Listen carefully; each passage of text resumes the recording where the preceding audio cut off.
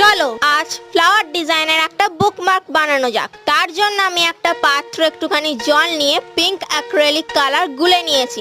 এরপরে একটা ট্রেনের টিকিটকে লাভের মতো শেপ করে ফোল্ড করে জলে ডুবিয়ে ফুলের মতো শেপ দিয়ে নিয়েছি।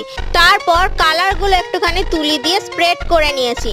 এরপরে পিঙ্ক কালারটা একটুখানি হাইলাইট করে নিচ্ছি। তারপরে শেলোর এই আলট্রা ফাইন মার্কার পেন দিয়ে আমি আউটলাইনটা করে নিচ্ছি। তারপর আবারও সাইডে সাইডে একটু করে পিঙ্ক কালার লাগিয়ে নিচ্ছি, যাতে এটা একটা রিয়েলিস্টিক ফিল আসে। ফুল তো হয়ে গেল। এবার পাতা করার জন্য আমি জলের মধ্যে গ্রিন কালার গুলে নিয়ে আবারও সেম ভাবে ট্রেনের টিকিটটাকে ফোল্ড করে একটা ছাপ ফেলে নিয়েছি। এরপরে মার্কার পেন দিয়ে আমি আউটলাইন গুলো করে নিচ্ছি। তারপরে আমি গ্রিন কালার দিয়ে একটু করে হাইলাইট করে নিচ্ছি। তো আমার এই বুকমার্কটা তোমাদের কেমন লাগলো অবশ্যই কমেন্ট করে জানিও, আর ভালো লাগলে সাবস্ক্রাইব করে